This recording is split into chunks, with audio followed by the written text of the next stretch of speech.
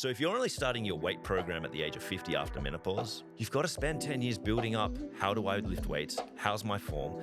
Make some muscle before I can even lift heavy enough to keep the muscle that I'm losing and to stop it from losing. So start as young as possible. Welcome back into another episode of Selfdom Beautiful Humans, a safe place to learn and get inspired to live your healthiest and most fulfilling life. I am Dom, your host, and I feel so grateful to be living my passion by getting to interview inspiring and knowledgeable guests. On today's pod, I have my PT, Janis Blums. He is joining me again. It is his third time on Selfdom. This is the first time a guest has ever come back 3 times. Ooh. You adored his episodes, and I actually put some questions out to the community and we were flooded. That was the most questions I had ever received for a guest. So super excited. That will be on our Thursday episode. But today we are really going to be deep diving into the importance of muscle, carbohydrates, and weight training for women. We are seeing such a trend online with rapid weight loss due to Ozempic and crash diets. And we really want to break down the stigma and talk about the implications of this for women specifically. And there really isn't anyone better I could speak to than you. So thank you so much for coming back on the mic. You're welcome, Dom, and I'm so happy to be here. It's been maybe a year. Yeah. Since your first few episodes there. So definitely been a year. So it's a long time coming for you to come back because everyone loved you. Thanks. So let's dive straight into it. Why is strength training so important? Yeah, well, and especially for women, right? So if we look back into, I guess, evolution and we go back to men and women and how we're designed, women were foraging and doing a lot more activities, I guess, that were based on endurance. So they have a lot more what we call slow twitch muscle fibers. And these muscle fibers generally use fat. They don't have as many powerful fast twitch muscle fibers, which essentially use glucose or sugar or carbohydrates. If I use sugar, glucose, it's the same thing as carbohydrates. It's just the molecular form. Whereas men were more sprinting, chasing, hunting, throwing, fighting, those sorts of things. So men have got a lot more of these fast twitch muscle fibers naturally, and also testosterone as well, which helps with the production of those. So if you look at the muscle profile of a man and a woman, men are quite big, strong, muscly. That's because the fast twitch muscle fibers generally have more protein density. It gives them that structure and that strength. And women have less of that and more of the slow twitch, so longer, leaner, more endurance-based muscle fibers. So that's a really important thing to understand. And that may have served women well back in the day when they were foraging and things. But in today's society, I feel like with the amount of carbohydrates that are entering our food system, and then I guess the work that women are doing as well, we want them to be able to be strong and resilient for life, because the amount of stress that we're under today compared to back then is a lot. And muscle is basically something that's going to prevent you from aging. It's going to increase your resilience and your ability to cope with stress. And so we need to be able to be as resilient as possible in today's society. And building or doing strength training to build more fast twitch muscle fibers or type 2 muscle fibers is going to help build that resilience in the woman. What I want to touch on, though, is when we look at the fast twitch muscle fibers and the fact that they do store more glucose, more sugar, more carbohydrates, it basically means that when we look at the profile of the man and the woman, a man has more ability to store more carbohydrates purely because they've got more muscle mass and more of these fast twitch muscle fibers. The woman doesn't have as many. So basically, just if we look at eating carbohydrates alone, I can eat more than you can. And I'm going to use it better, and I'm going to be able to store it better. So there's some advantages in that, particularly in today's society. So when we do strength training, it's like a buffering system for your carbohydrate intake. What does that mean? Carbohydrates are really important for a woman in terms of, let's say, fertility. It will, if you have low energy through carbohydrates, you're going to reduce a hormone called leptin, which is our satiety hormone, which is produced from fat mass. Can you define satiety? Satiety, sorry. Yeah, satiety. Basically, the feeling of being full. Oh, like satiated. Satiating, yeah, it's the same thing. And so if you are low on carbohydrates and your leptin is low, that hormone signals to a part of the brain, the hypothalamus, to basically release other hormones, which starts the cascade towards ovulation. So if you're low on carbohydrates, that's the first thing that's going to stunt that ovulatory process because your leptin's going to be low. And the best way to think about this is that we have two things as a woman is existence or survival and evolution, reproduction. It's obviously essential and critical that you survive before you evolve and have a baby, right? So if the energy coming into your system is quite low, the brain is smart and it's going to basically say, well, I don't have enough energy for survival at this stage, so I'm definitely not going to have enough energy for reproduction. Remembering that having a baby and breastfeeding are the two most costly things that we can do as a human in terms of energy expenditure. Wow. Right? I think it's like 180,000 kilocalories a year for breastfeeding and around 88 to 100,000 or something for having a baby. I think that's why so many women who breastfeed lose their baby, like their weight they gained when they were pregnant so quickly. And they say they can't eat enough food. No matter what they eat, they just feeling hungry. Well, I mean, they were first creating a human. Yes. And now they're creating all this milk to feed the It's human. wild. It's wild what you guys do, right? Like, I love that. Thank you for acknowledging that. Yes. Very much so. And so energy plays a huge role in why you're here, you know? And carbohydrates plays a huge role in letting the brain know that there's enough energy in the environment to not only exist, but to also evolve and reproduce. So the funny thing is, though, is that so if someone's not eating carbohydrates and say they're quite underweight, we can turn off the ovulatory process, which we understand when through amenorrhea. So they lose their period if you're underweight because there's simply not enough energy coming in. But you can also be very much overweight and also not have your period. Wow. Yeah. Remembering that fat mass makes this molecule called leptin. But what happens is that the hypothalamus can become resistant to that leptin if there's an overproduction, which can shut down, again, the cascade that leads to ovulation. So that's basically hypothalamus will release a hormone called gonadotropin releasing factor that then stimulates your luteinizing hormone, your follicular stimulating hormone, which then produce the estrogen and progesterone. And then from there, you have the ovulatory process, right? So I went through that quickly, but remember I said about the production of estrogen and progesterone. So if your carbohydrates is low and that reproductive process is down, what else is going to be low? Your estrogen. And estrogen is really important for so many things. It's like basically the number one hormone that helps run everything as a woman. So being overweight you can create that leptin resistance, and that can shut down the process as well. So you can lose your period when you're heavily overweight, but you can also lose it when you're quite underweight. So the importance of carbohydrates in just the reproduction process alone is so important. And then there's obviously how well your brain functions because that uses carbohydrates as its primary source. Obviously, if you're going to do high intensity exercise, that's going to use carbohydrates as an energy source. So when we go back to muscle and strength training, what does strength training do? Well, you're building more muscle fibers that are really good at using carbohydrates. So you'll store some more carbohydrates, you'll be able to use carbohydrates better, and that means you can dispose of the carbohydrates. Because if you have excess carbohydrates, that's when we get into this thing about metabolic dysfunction. What that means is that you've got too many carbohydrates for your muscle to really store and use, and it spills over and creates this excess energy, and that can then lead to conversion of carbohydrates into fat molecules or triglycerides, which then goes into storage of fat. So I think where people can get a little bit shunned off carbohydrates is that they're a bit fearful of them because they think, if I eat too many carbs, I might put on weight. And that's why we want you to do strength training. So you have the capacity to eat your carbohydrates and you use it as energy and dispose of it as energy instead of perhaps staying away from the strength training, keeping your muscle mass low. You're naturally going to eat carbohydrates because it's everywhere in our society and then wondering why your body's not tolerating it.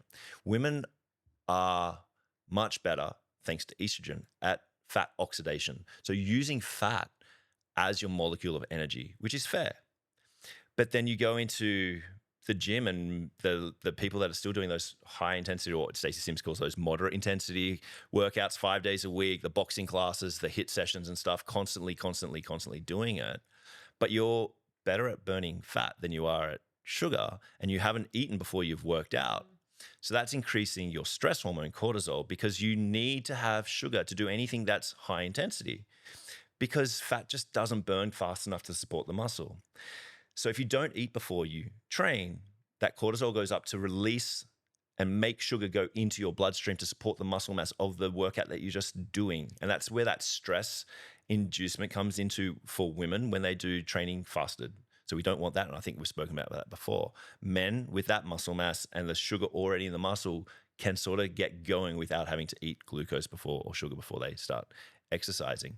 So I've gone a bit off track there, but there's so much involved. I know, I have so many questions for you. Yeah, there's so much involved there. So the muscle mass again is basically, let's do some figures on this. If you go, you're the lady, if you go to the gym and you're untrained, you might have the ability to store maybe 10 to 16 grams of carbohydrates in your body, but you don't have as much muscle as me. So you might be able to store 300 grams of carbohydrates in your body. I can probably store maybe 500 to 600 grams. So that means I can eat 300 grams more, which is almost like it's 1,000 calories more of carbohydrates. Wow.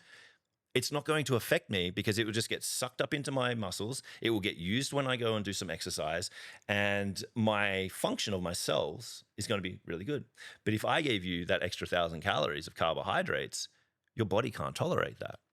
So let's say you now are trained as you train with me, and you've been training for several years, and you got that muscle mass.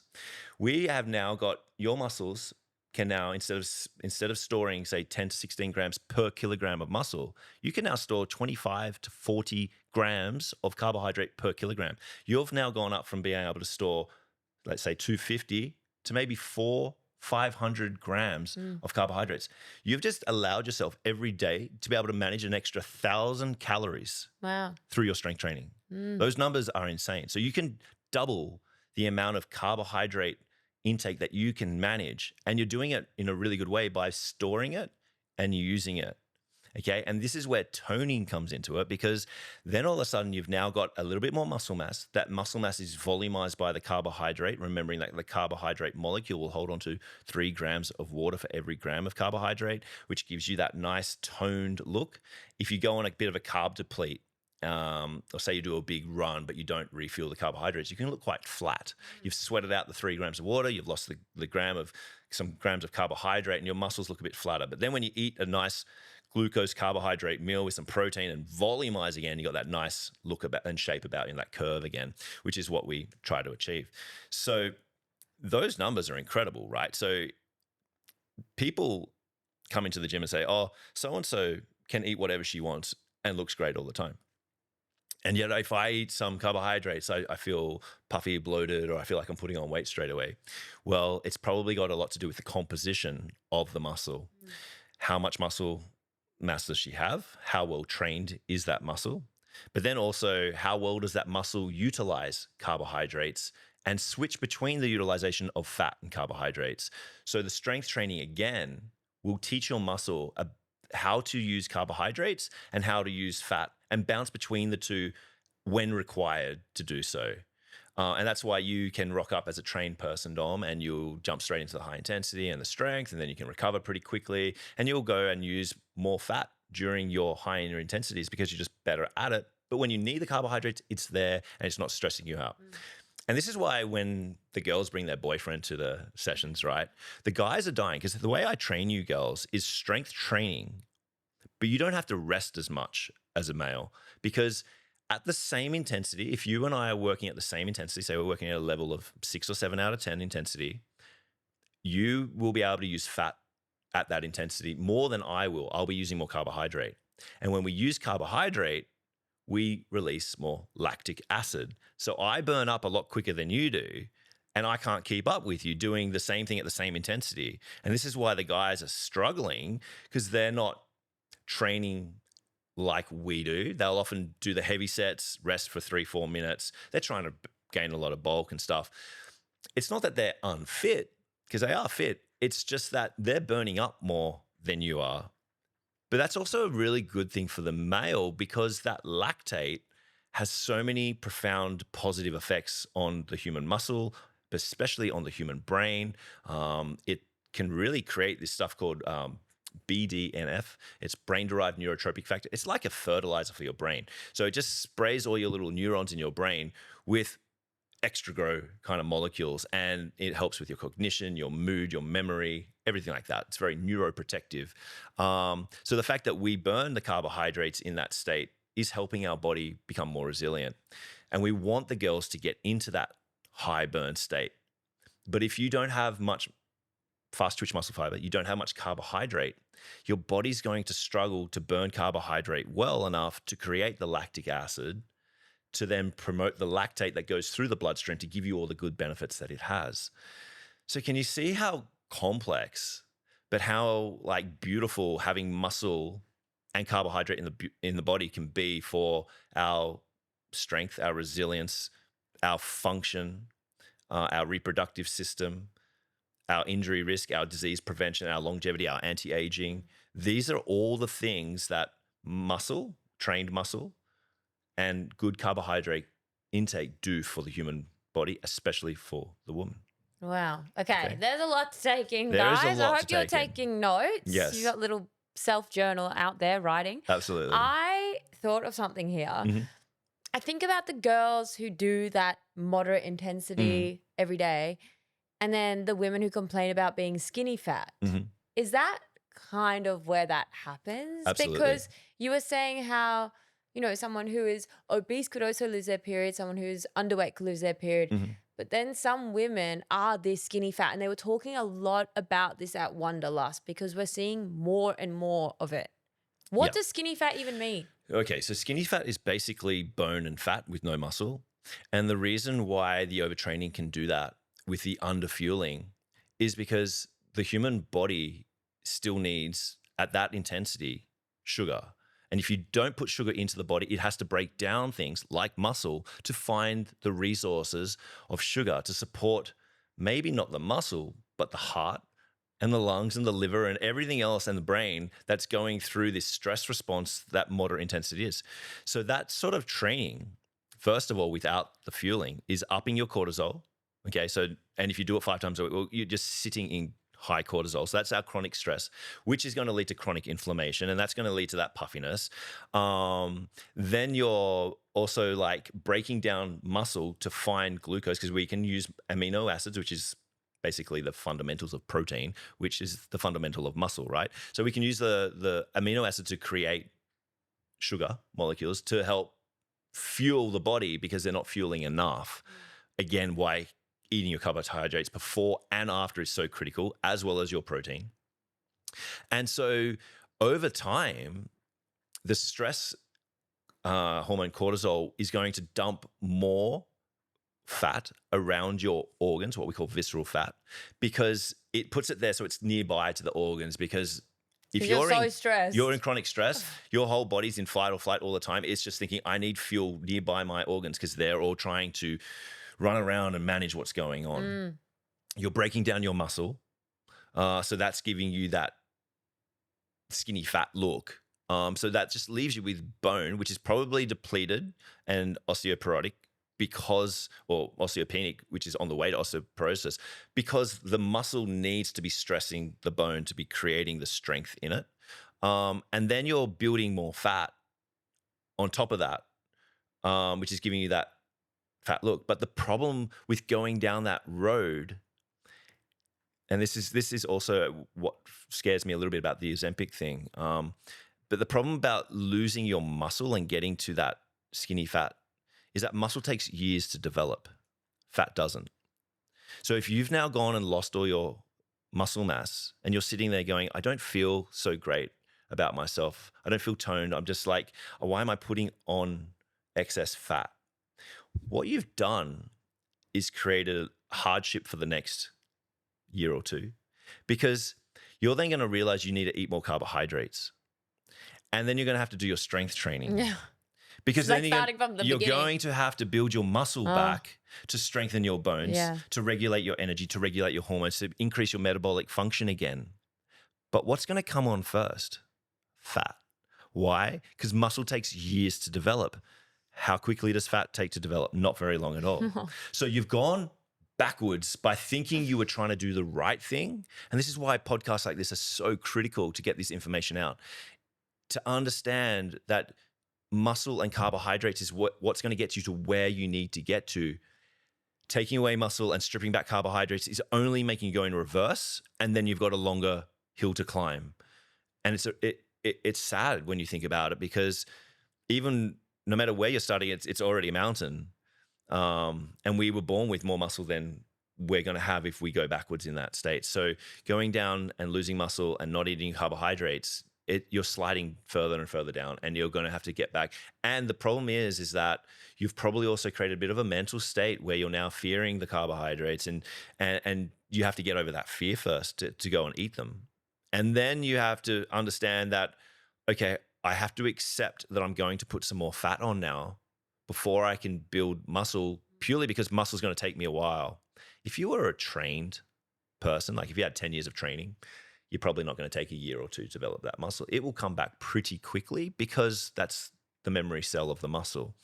But you're still going to have to work hard for a few months to get that back. But if you're an untrained, like say you've just finished high school or something, you never did any strength training, and the first thing you went to do was the high intensity classes and the moderate intensity and stuff, and you started to develop that sort of profile that we talked about with the skinny fat, you don't have the 10 years of strength training behind you. So that's where you've really slowed it down. You've also caused your body so much stress. You've shut down your ovulatory system, your reproductive system.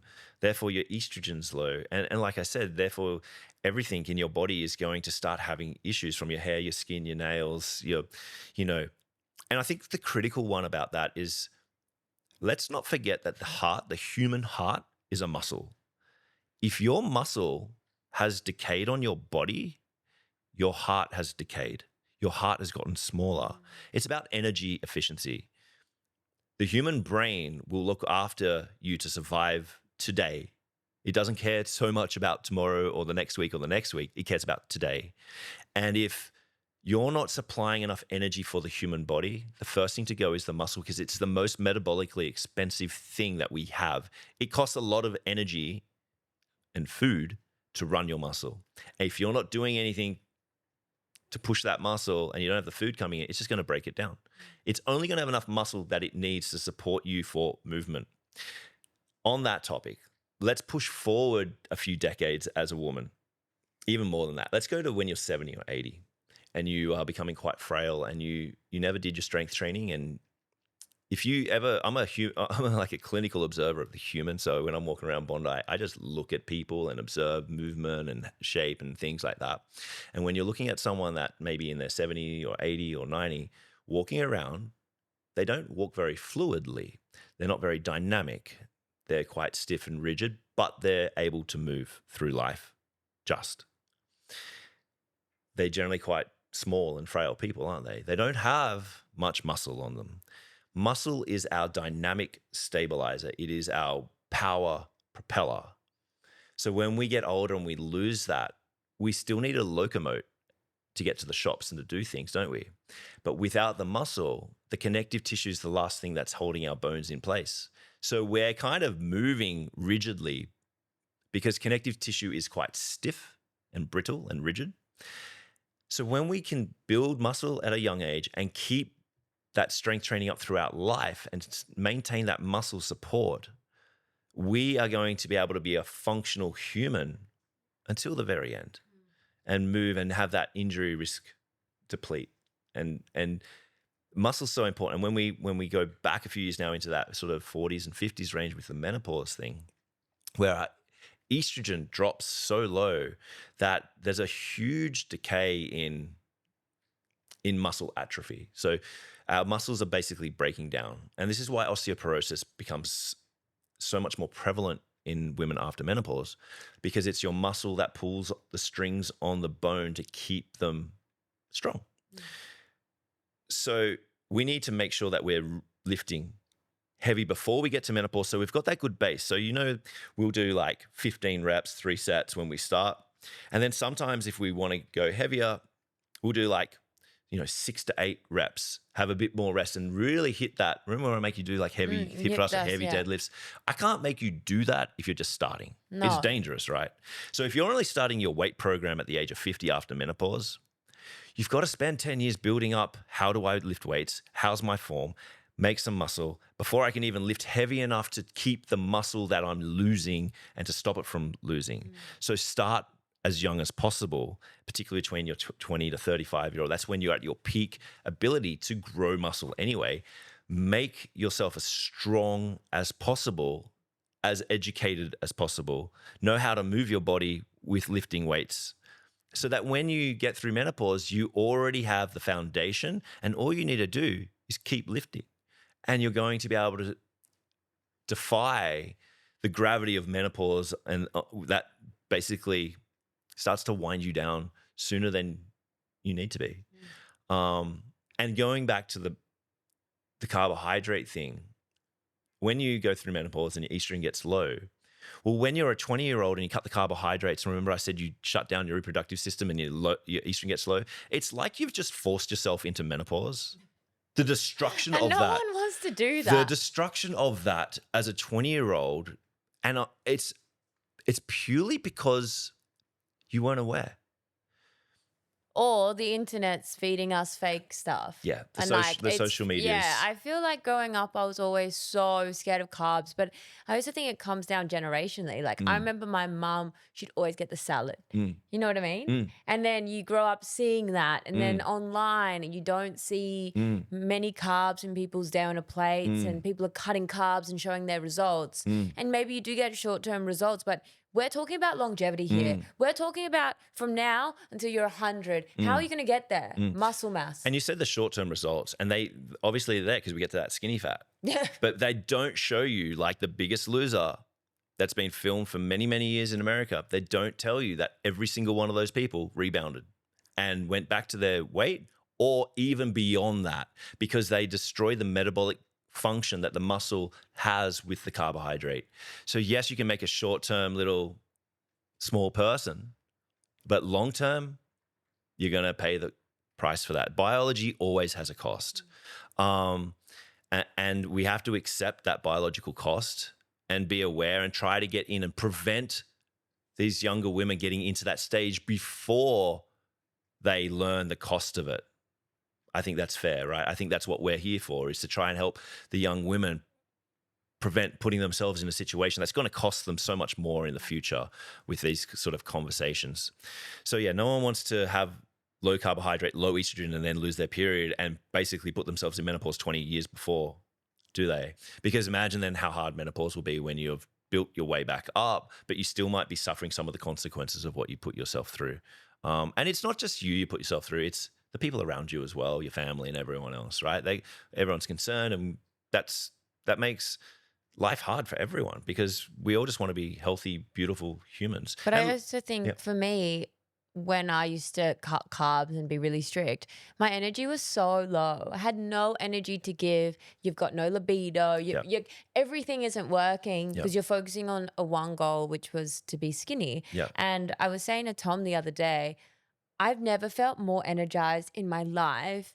And the things that have changed is I'm pretty much just doing strength training 2 or 3 times a week. That's like the main crux of my training. I don't need to go to Pilates every single day. As long as I've got that in my schedule, I'm having carbohydrates at every meal. I've upped my cholesterol, which I thought was the devil. No, I hate this because I've always had high cholesterol and I have studied it for years. And you need healthy amounts of cholesterol. In fact, people with higher cholesterol, in some studies, actually live longer because that's where all our sex and stress hormones are derived from. Well, yes, and that's why my progesterone's low, my estrogen's low. So now I'm increasing my cholesterol and I feel incredible. And I'm going against all the things that I grew up thinking were not good for you. Yeah. Like doing less, eating more eggs and bacon. And upping my carbs, but it's incredible. And having energy is your superpower. What you can achieve in your day, when you have energy, the love you can give to the people in your life. Yeah.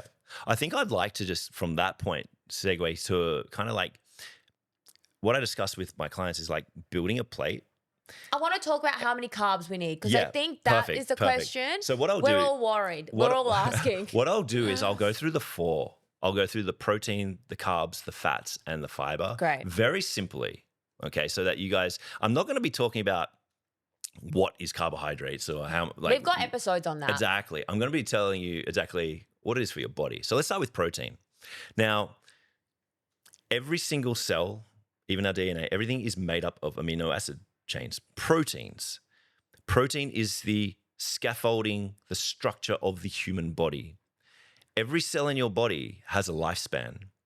Your bones last about 7 years. That's the longest cell life that you have. But every 7 years, every single cell that is made up of you, Dom, has never existed before. It breaks down, recycles, or you create new ones. This is why protein is so important. Because of your cells breaking down all the time and the protein's breaking down, you need to get protein from the environment to provide the Lego pieces to reconstruct and rebuild the things that are breaking down, because that's what they're naturally doing. So protein is super essential for male and female because it is who we are. It is the structure. It is the bone, the connective tissue, the muscle, the brain, the heart, the liver. Every single thing about you is made up of proteins. So protein is the essential ingredient that we need to make sure that we're not decaying, basically. It's not really a fuel source. I want you to understand that. I want you to understand it. It's the Lego pieces of the human body. So it's the most prioritized ingredient on your plate. Now, how much do you need of protein? Well, I suggest that on 3 to 4 main or servings of protein a day, spread out evenly throughout the day, and you should be having around 30 grams, okay? Maybe for someone like me, I'll have more throughout the day, and someone that's like you, maybe slightly less, but around 30 grams per plate is plenty. Now, what is that going to do? Well, let's look at your 30 grams for your age is about right. If you are 5 years old, you could probably have 5 grams of protein. All of that protein will get used to build your body. Why? Because as a 5-year-old, all you're doing is growing. Yeah, you're running around and stuff, but that uses energy. That's something different. But the growing of you is protein. So you can have 5 grams and you're going to stimulate what we call protein muscle synthesis. It's going to go straight there and build muscle and build who you are. But after our growth stage, so when you get to, say, 15, 16, maybe 20 years old as a male, you stop growing. And then there's this sort of decay process happening. So that's when we need protein to replenish things. Now, that replenishment at a younger age, say you're 20, you probably need 20 grams to hit the threshold of protein muscle synthesis to create that turnover. But as you get older, your threshold for protein muscle synthesis gets higher. So when you're a woman, say in your 40s or 50s, particularly going through menopause and everything's so decaying, you actually need to be hitting around 40, maybe even 50 grams of protein per meal to have enough protein ingested into your body to hit protein muscle synthesis to keep your muscles from decaying. That's where, look, I'm not a big fan of these protein waters, but that's actually where they could come in handy because I would feel so full. Well, like I feel like from 30, I'm full. Yeah, that's why I say the most essential thing on the plate is the protein, and the first thing you should probably eat is the protein. I know, but how boring. You got to mix it all together and have a nice little plate. You can mix it all together, but the problem with that is that you're basically disrupting the absorption rate of the protein. Okay, look, 80-20, guys. Yes. It's as long as you're slowing it down. Okay, so if you have 30 grams, and you can probably get you'll probably hit protein muscle synthesis at 20 to 30 grams. And if you're mixing it up with some of the carbohydrates and fiber and stuff, you're slowing it down a little bit, but in that hour of digestion, you're probably going to get enough and hit that threshold that will stimulate the muscles to stay around, right? So that's protein. Carbohydrates. Carbohydrates is the fuel source for your brain and the fuel source for your muscles, particularly those fast twitch muscles. So how do we know how much we have? Well, there's 2 parts of it. Let's look at the brain first. You're never dictating to your brain whether you're taking it for a stroll or a high intensity work. It's just working. It's operating all the time. So your brain, since it uses carbohydrates, needs a certain amount just to function that day before you become stubborn and moody and irritated, right? How much is that? It's about How many girls come into the gym without having enough carbohydrates and are moody? Yeah, right. A lot. Yeah. And they don't know why. Well, it's the carbohydrates. Yeah. You need about 130 grams of carbohydrates per day just to fuel your brain needs. Now, if you're a student or a office work, or you're using your brain a lot to learn and to memorize, you're going to need a little bit more, maybe about 150, 160, 180 grams just for your brain of carbohydrates. Now, can you imagine that? But what does that look like? I don't even know what's 150 grams of carbs look like. Oh, look, that's kind of hard to say. Like but how much is in a sweet potato? Off the top of my head? Yeah. I'd have to go to my notes that I give everyone. But I would be saying, or like a cup of rice. Like in 100 grams of, say, a vegetable, let's say, you can have anywhere between 10 to 50 grams of carbohydrates, depending on the density of the carbohydrates. And look, you can get these charts off the internet pretty quickly on, like, look up 100 grams of carbohydrates in fruit and vegetables, and he'll give you a list. And then you can sort of play with that. What about my naturopath? She always says have a fistful. Yeah. Just as a guide. No, that's usually a fistful of protein, palm full of carbohydrates, and a thumb and a thumb of thumb of fat. That's a good amount. I don't think that's enough. But you've got a bigger palm than me. It's a minimum, and I got a lot bigger humans to just manage, right? So remember, I'm going to take probably twice as much carbohydrate as you if I want to stay in the shape that I am and feel energized. And I notice when I wake up the next morning, if I have a big training session, I went to bed and maybe had a protein heavy meal without the carbohydrates, I wake up and I'm tired. Really? And as soon as I have my carbohydrates, I'm good, because it gets absorbed pretty quickly. Especially pre-workout, if I'm feeling tired, I'll have my carbohydrates and it peps me up after about 20 minutes, just a bit of a warm up. And that's the thing. I think so many people, because of the glucose goddess and the glucose thing, they're scared of carbohydrates. They think they're going to make them crash. Yeah, absolutely. Absolutely. But it doesn't. No. If you have muscle. Yes. But I mean, so this is what I'm saying. If you're one of those people that's all of a sudden, I'm not eating sugar, I'm not eating carbohydrates, good luck being around that person. Honestly, and if you're on your period, like, their brain isn't functioning. Well, you won't be. You won't have a period. You won't be. Yeah, shocking. After a short time, right? Yeah, because remember, the leptin is the signaler, and the leptin needs to tell the brain that there's enough carbohydrates to do that, and it won't. So you're not going to be a great person to be around. You're not going to do well at school or with memory or in your office or whatever it is you're doing, or even at home with your relationships. So you need that carbohydrates, 130 grams minimum for your brain that day. Then you've got your muscle. Now, the muscle one, the simplest analogy that I use is that think of your muscle like the car that's sitting in the garage at home. If you don't take your car out for a good rev out, you don't put fuel in it, do you? No. So your body's the same, your muscle's the same. If you don't take your muscle out for a good bit of a workout, that's somewhat intense, because if it's just a walk, you're not going to be using your glucose anyway. But if you do a moderate exercise or a high intensity exercise or a strength session or some hill runs or something like that, that's burning the glucose, you got to go home and refuel it. You can't leave it on an empty tank, because if you get in an empty tank, you take it out the next day, you're not going anywhere, are you? Because there's no fuel in it. So if you use your car and take it for a drive, put some fuel in it. That's your carbohydrates. It's that easy. So let's say I'm having a day at home. I'm not doing much. I'm going to have 130 grams of carbohydrate from my brain, and I'm not going to overeat any more carbohydrates because I'm not taking my car out, because I'm probably sitting there doing some work on my laptop all day. That might cost my brain a little bit more carbohydrates, but I'm not going to eat the amount of carbohydrates I would if I had gone out and done a big workout that day, or I had done 25,000 steps that day. Because then I know that I need the energy to refuel, because I've taken the car out, so I need to put the fuel back in there. So when it comes to carbohydrates, think about it. You've got your baseline for your brain, and then did I move or not? Yes, no. How hard did I move? If I moved hard, I need more carbohydrates. If I did move lightly, then I probably don't.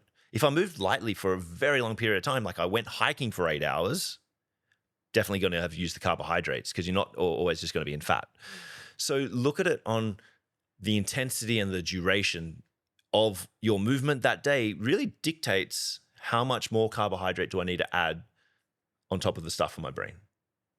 That's probably the easiest. And look, in saying that, if you do a big workout like I said, you might be able to hold 250 to 400 grams of carbohydrates depending on how well trained you are. Now, if you're well trained and you do an hour workout, you may have used half of that glucose storage. So that's 200 grams of carbohydrates I need to put back in there. Okay. So that means for the day, you're looking at 350 grams of carbohydrates. So that's about 1,400 calories coming from your carbohydrates to refuel you because you used a lot, because you did a pretty damn big workout and you've been using your brain all day to just run your body. That's the best way I can kind of talk about carbohydrates and how we refuel. Baseline for your brain, and then refuel according to how far you drove your car. So every day it is essential to every day have carbohydrates on your plate. And I think Yeah. that's the missing piece of the puzzle, because maybe some people don't have them at all, but maybe some people think, oh, I didn't train today, I don't need them. No. But we have a base level for the brain. For the brain. Yeah, absolutely. amazing. And that's why if you are feeling brain fog, headache, tired, moody, stubborn, not really paying attention, things like that, have a think about it. Maybe it's the carbohydrates. Maybe I didn't refuel my brain enough, which is a problem. And I also want to say that majority of listeners on these sorts of podcasts are intentionally trying to better themselves. So we're not talking to the population who are eating processed food and eating, do you know what I mean? Yeah. Like, because a lot of people would get brain fog from processed food. Yeah. I think human optimization is what we're about. Yeah. But we're a group of people who are wanting to optimize ourselves. And I think a lot of us have fallen into the bucket of misinformation, and we're really trying to educate and And prevent and prolong.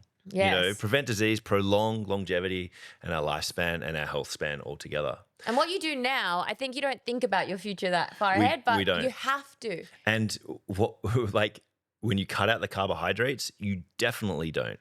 Because if you don't have the energy for the brain, the prefrontal cortex at the front, which is all about logic and reasoning, shuts down. Wow. You're not thinking about that at all. What part of the brain are you got enough energy to feed? The reptilian brain, the stuff at the bottom in your brainstem that really just does heart rate, temperature, breath rate, survival skills, instant reactions, amplifies your stress. It's like all the stuff that happens instantaneously in the subconscious, that's going to take the energy before anything conscious happens. So when we're in that state, we can be very much in a high alert, high stress state. And that can be really hard to get out of. Unfortunately, it's a bit of you kind of lose your freedom when you don't eat your carbohydrates to be able to do things and think about things. So let's go to fats. So healthy fats, not just any fat, but healthy fats. What are we talking here? We heard omega-3s. These are really more anti-inflammatory. Omega-6s are still good for us, but we need the right ratio. It's about 1-to-1. I think at the moment in processed food sort of society, it's like 6-to-1. I think if anyone's eating anything in a packet, it's not going to be healthy. No. Like, shop the outskirts of the supermarket.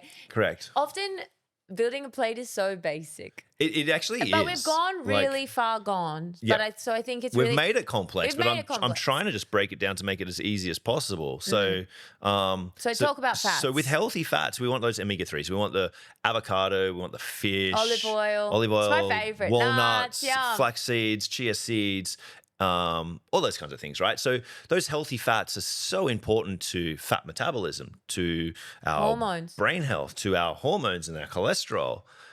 They have so much function in the human body. And I like to have this little analogy where I say to people, it's like when you eat fat, you burn fat. But when you eat sugar, you store fat. And why is that? Well, it has to do with the hormone insulin. So when we eat sugar, we raise our insulin. Now, insulin acts on the muscle to tell the muscle to take up that sugar, to use it for energy. It's protective because we can't have too much sugar in our bloodstream because it's actually quite dangerous for us. But insulin also acts on the fat cell, and it tells the fat cell, hold on to the fat, don't release the fat. This is so important, especially for women that are more fat metabolically kind of active. So that insulin spike tells your fat to stay in the fat cell. Why? Because if your fat's leaking fat, but your preferential energy source is fat, your sugar's not getting used up, which is a dangerous situation for the human body to have too much sugar in the bloodstream. So it's natural that insulin's saying, well, tell the muscle to absorb the sugar to reduce the sugar, tell the fat to stay home so that the sugar is the preferred substrate there for energy. So that's where when you eat fat, you don't raise insulin. So eating fat keeps the insulin down, which is the signaling to remember, insulin tells the fat molecule to stay stored. Well, that's not elevated anymore. So what's the fat cell doing? Releasing fat. That's why we're burning fat when we eat fat. Because there's no sugar in the bloodstream that needs to get disposed of first, okay? Alcohol's the other one, right? So alcohol is even more toxic than sugar is to the human body. So we're going to store our fat because the alcohol needs to go because it's a poison. So eat fat, burn fat is basically because its response on insulin, there is none. So the fat cell gets to keep leaking out the fat to be used as energy. Eat sugar, store fat is because of the insulin telling the fat cell to hold on to the fat so that we can use that sugar to get rid of it because it's not great for us when it gets too high. Does it make sense? Yeah. Yeah. So don't be afraid of fats, especially the healthy ones. I think we have gone away from that. I think people are eating full fat. I think so too, yeah. They're like really embracing full fat but then the people that are watching their calorie restriction will stay away because all fats are high in calories. Well, again, we don't want to be in calorie But a calorie is not a calorie anymore. We've learned that. Yeah, we've learned that. Your body uses it differently. And we want to be fueling. We want to be humanly optimized. So we need to build muscle and have lots of fuel so that we can support ourselves. And remember that we evolved in a state of more scarcity. So we evolved to store fat because there will be lean times out in evolution where we might not have food for a while. That's why we're so good at storing fat, because it was like when the food comes, let's hold on to some of that for the lean times. We can then have the energy within us to support us. We don't live like that anymore. No. There is so much food abundance in the environment, we almost don't know what to do with it, right? We don't need to store fat if the environment supplies us with enough food. Why aren't we evolving with the world then?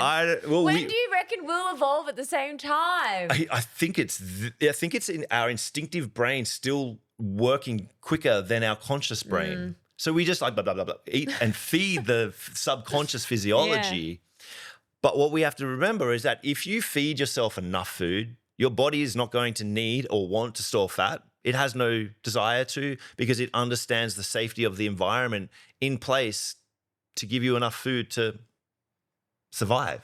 It doesn't need to hold on to excess fat. I also think if you're struggling with overeating, going back to the satiating society, I was listening to a podcast and they basically said that eating enough protein is like the original Ozempic. You will feel full. You will not want to eat more. If you're hitting 40 grams of protein on a plate, let me tell you, you're going to be full to your next meal. Don't worry about it. I've been going to that barbecue place you told me about. Good is it? I went 3 nights in a row. The meat is so good. Barbecue Bondi Road. Yeah, it's really amazing. Good, yeah. It is amazing. So what was the last? You said fiber. See, this fiber hasn't had its moment yet. No. And I don't think people understand what fiber is. They picture prunes. So, well, the way I like to describe it, because I do train quite a few younger people as well, so I try to keep these analogies in place so that everyone can understand it. But think of fiber is that when you like break a piece of broccoli and it's got the little fibrous strands, that's fiber. It is essentially what makes up plants.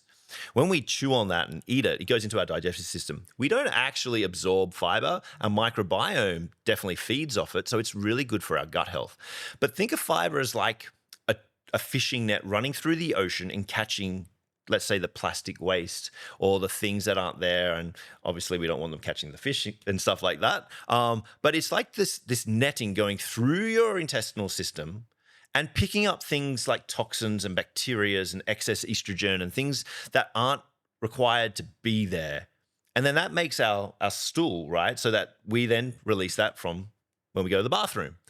So fiber is so important because it feeds your gut health, your microbiome to promote good gut health, but it also removes the things from our intestines that don't need to be there. And we want that to occur because things that sit in our intestinal lining or in our intestines and our colon for longer period of times generally have the higher capacity to breed other things like cancers and stuff. So we want to make sure that we go to the bathroom regularly to keep that clean, okay? Going back to Ozempic, what is it doing? It's slowing down the motility of digestion. Motility is like the peristalsis, the movement of the muscle within. It's slowing that down, so you're not feeling as full as well. But the way it works is that you're going to keep food and toxins and bacteria and estrogens and stuff in your digestive system for longer. You're not going to go to the toilet as regularly. So what's that going to do?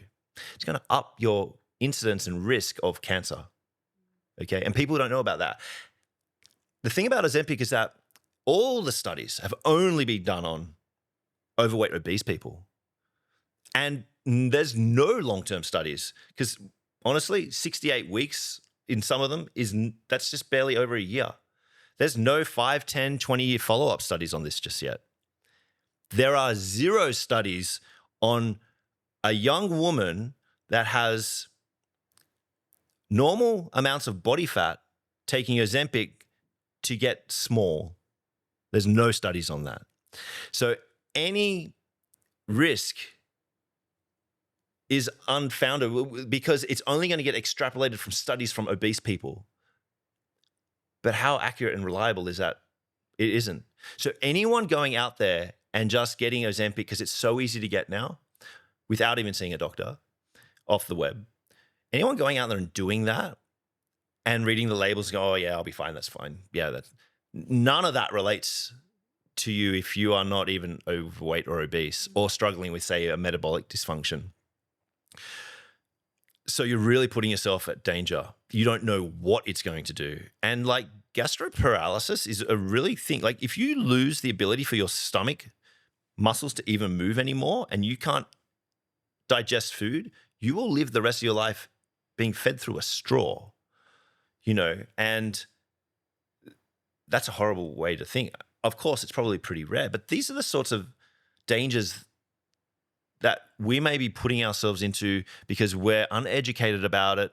We're uneducated about the muscle and the carbohydrates. And this is what I hope to send as a message to people out there in understanding how the human body really works, why food is so important, why exercise and strength training is so important, why Dom looks amazing because she has done strength training for 10 years and eats amazing food and plentiful food. That's what I want to do. I want to be preventative in helping people not have to go down the wrong paths, and then really paying the biological consequence of that for disrupting so many things in their body through a lack of nutrition and a lack of strength training. Yeah, I want to talk about Ozempic because obviously for people who are overweight, it is life-saving. But their risks in their life are far different to someone who is a healthy person just wanting to fit this aesthetic mold that we're seeing online. One thing that I saw a lot of at Wanderlust, which was the biohacking summit, was the fear of sarcopenia, which is the loss of muscle mass. Yes. And we've gone from a obesity epidemic, obesity crisis to this risk of sarcopenia when women already have high risk of osteoporosis. And I just would love to know your thoughts on what you think the future is going to look like. And is there a way to actually be on Ozempic and keep your muscle mass? Is it even possible? Okay, so let's go back to why Ozempic is there for the obese people. When you're overweight, your fat cells are also an endocrine organ. So they make hormones and they can make too much. Remember I said about the leptin resistance and the loss of the period because of the amount of leptin and the hypothalamus becomes resistant to it. Fat is also creating a lot of inflammation in the human body. And we know that disease risk goes up a lot because of fat. We know that your muscles get full of fat so that the mitochondria can't use the energy inside the muscle very well, which creates things like reactive oxidative species, which is like rust within your body. Your insulin sensitivity goes completely down, so you become insulin resistant. So that means that you can't tolerate carbohydrates anymore because your muscles won't accept it, and that just turns into more fat. So the problem with having that much fat mass is it's so dangerous to the human body. Ozempic is a way to reduce your fat mass. For those people, because the risks of being so overweight are so high, it outweighs the risk of Ozempic. Of course. Okay. Yeah. But for someone that doesn't have that, you're just adding risk to your life for no reason whatsoever. And I think that's for beauty or whatever it is that you're trying to achieve. But smallness. also, who created this beauty standard? I'm going to don't ask know. you as a man, what do you find attractive in a woman? Well, it comes down to, I think, just biology and evolution, and that is someone that looks healthy and is in that reproductive state, and that's generally ovulating. So that's like a healthy looking woman with curves and some muscle tone, and but yeah, curvy, and there's voluptuous, and she fills her space and she's confident. That's what I mean. It's like small people, when they get to that smallness, are shy and timid looking. They don't walk into a room and fill the space anymore. And also because they've lost that muscle mass, I feel like they're almost hunched over. They're not proud in posturally, you lose and it. they Yeah, hold their shoulders. And correct. But then the lack of energy, it doesn't shine through their eyes and their personality anymore because they're so drained and tired. So it's something to ask yourself if you're someone who is struggling with this. Yeah. Where did our perception of what an ideal woman's body come from? It definitely comes from what you see on social media. Yeah. It definitely has changed over the decades as well. If you look back, it changes all the time. It always does. So then next year it's going to be ripped as women, and it's going to be really hard, as Janis said, to gain that muscle back. Yeah, and I think again, forget about society's sort of expectation of you. Just think about your 10 years ahead of who you are, who you want to be, a little bit. Sit with that and just think about yourself. And I just want to feel amazing and energized and confident and strong. All the things that I need to get me through life, because life is painful and hard and full of suffering. And if you don't have that strength and power because you didn't build it, because you made yourself small, if you get things like cancer and you have to have chemotherapy, your chances of surviving chemo are very low, and disease and things. And I don't mean to go into this topic because I know it can be hard for you. But that's the beauty of it. It's biological reproduction. It's biological resistance.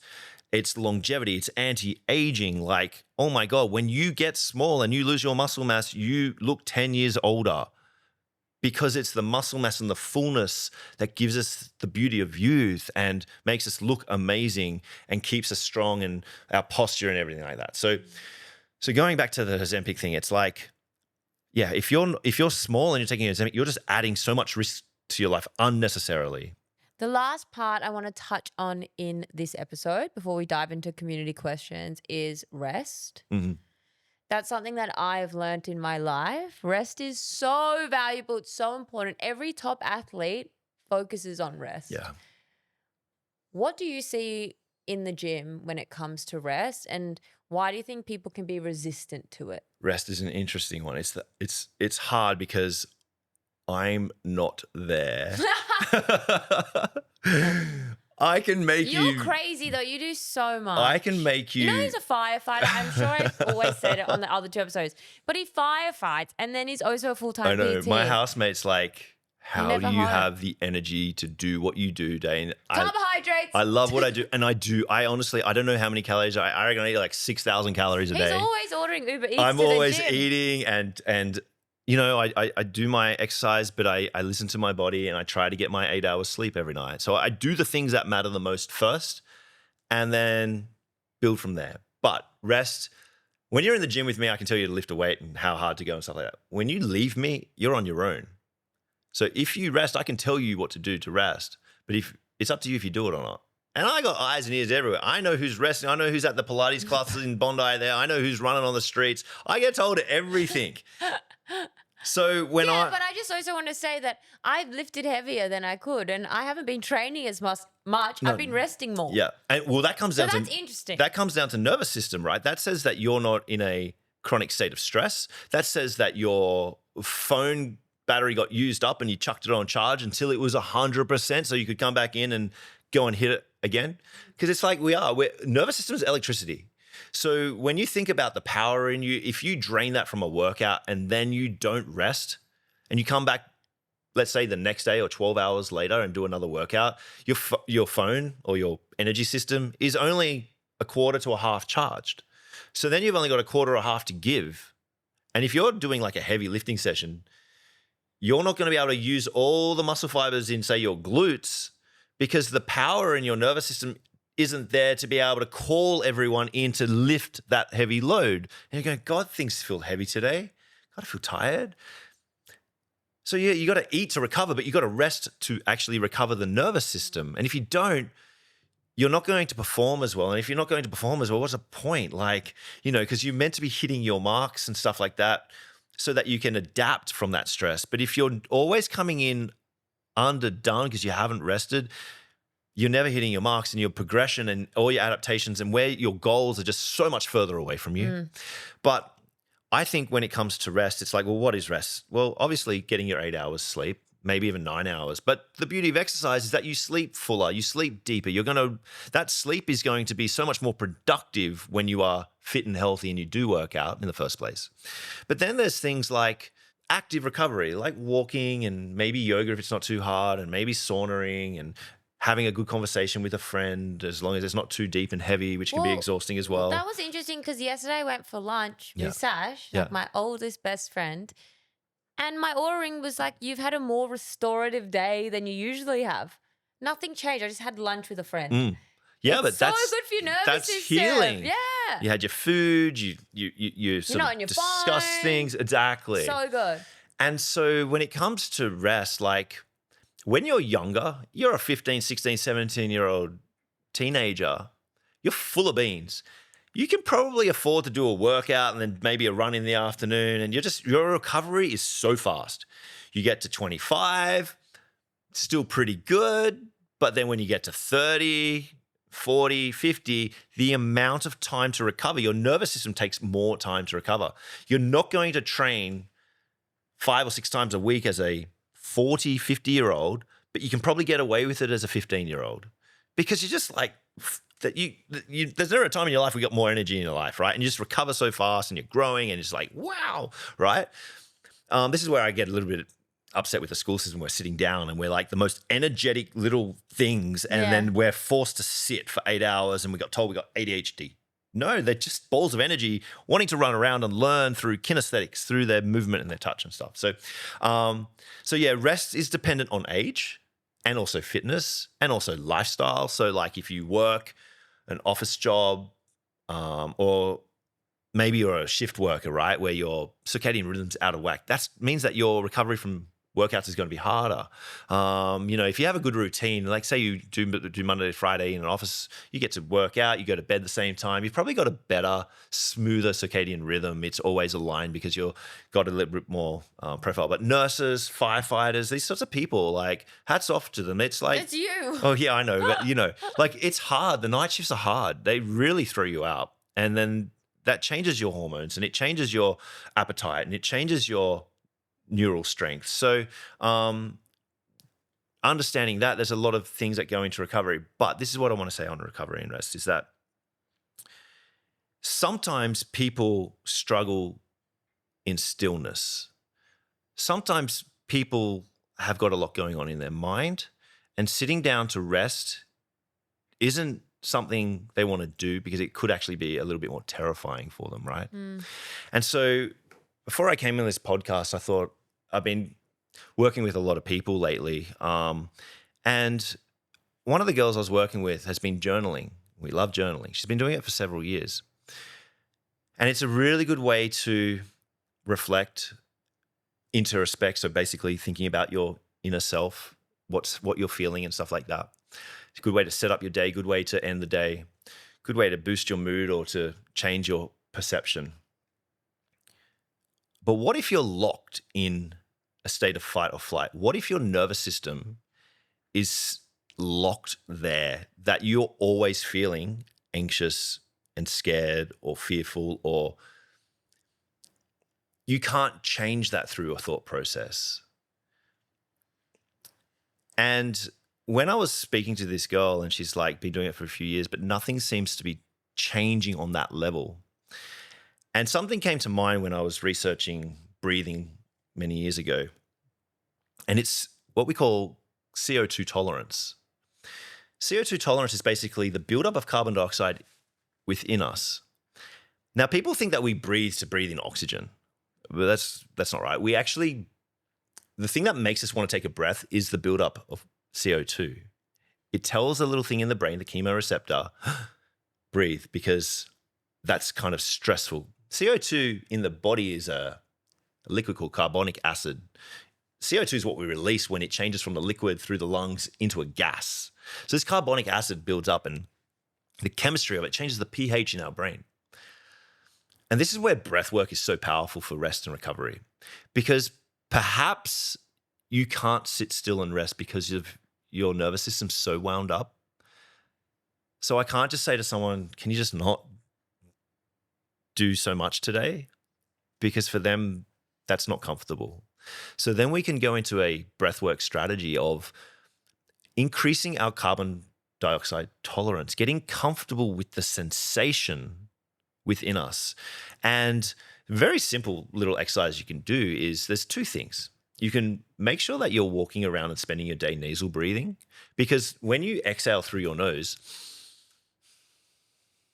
it's a hell of a lot slower than your mouth. When you and let air out of your mouth so quickly, what is that? That's the carbon dioxide. It's gone. You're not holding on to any of that carbon dioxide. Your tolerance to carbon dioxide is very low. So the sensation of that is going to be quite uncomfortable when you have to hold your breath or take a slow exhale for 5 seconds. So if we did this, that could be hard for someone. It might already make them feel comfortable. They're like, I want to breathe, because their carbon dioxide tolerance is so low. So simply nasal breathing and being aware of that can change your nervous system without even doing any other breath work. Just mouth closed, breathe through your nose. Because you're forcing yourself to increase your carbon dioxide tolerance, because you're forcing yourself to exhale slowly. So it has to sit with you a bit longer. And it means that you're going to tolerate that sensation and grow with it. Because stress isn't something that we're trying to be so resilient that it doesn't occur. No, stress is something we want to be so resilient that when it's occurring, we can stay calm under pressure. Okay. And so if you want to do a breathwork exercise, you can just take a 4-second inhale and a 6-second exhale with a short little breath hold of 2 to 3 seconds on every one for 30 seconds to a minute, and then just return to normal nasal breathing. And doing that little exercise a couple of times a day will just increase your carbon dioxide. It will help you sit with that sensation of, I need to breathe, but I don't need to breathe. I'm okay. And you can do a little test. We won't do it here, but if you wanted to do a test, just take a normal breath in and out. On the exhale, hold your breath. Can you do it for 30 seconds without feeling like, I got it. Don't do that. As soon as you need to breathe, that first little urge, that's when you'd go, oh, that was 15 seconds. It's probably a good sign that carbon dioxide tolerance is a bit low.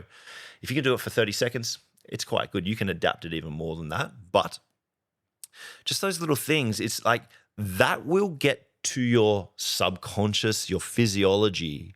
That will help calm things down regardless of what thoughts are going through. You will just feel safer in your body by your carbon dioxide tolerance. And so I've given this girl some exercises and breathing breath work to do at home over the next few months to see if that changes this tense feeling in her chest that she always has. So I think when it comes to rest and recovery, it's one thing to say, hey, do your 3 to 4 strength sessions a day. A week. A week. A little bit of cardio here and there, bit of play, Pilates and outdoor activities and stuff. And then take your steps and do your walking and meditations and journals and everything. That's your rest and recovery. But for those people that are just stuck and they feel like sitting in stillness is so stressful for them, maybe look into some carbon dioxide tolerance breathing exercises to help them build that physiology so that they're okay with that sensation.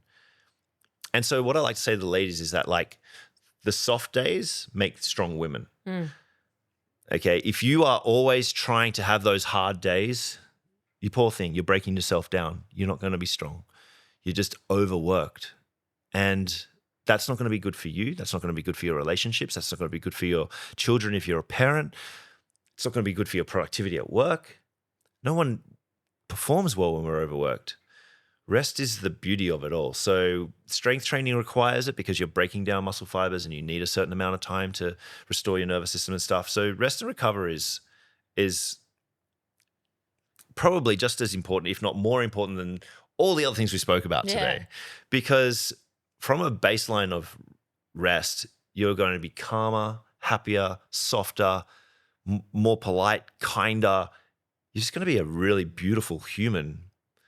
And you got to understand that I think stress instantaneously ignites us like a fire engine with its lights on. But once the stress goes, it takes a long time for that to dampen, a few hours. So that's why when we drive back to the fire station after a fire call, whenever on the lights and sirens, we're just cruising back. Okay, so it's kind of like that analogy. So understand that when we're evolved in Africa, we might see a lion once and it's gone and it's like, oh yeah, we can chill now. But like, whew, that was a close call. We'll talk about it and a few hours later. But in this day and age, even someone knocking at the door can stress you out. Then you get the email, then you see something on Instagram, then you get this, then you get that. And it's like, boom, boom, boom, boom, boom. And we're always alert, alert, alert, alert.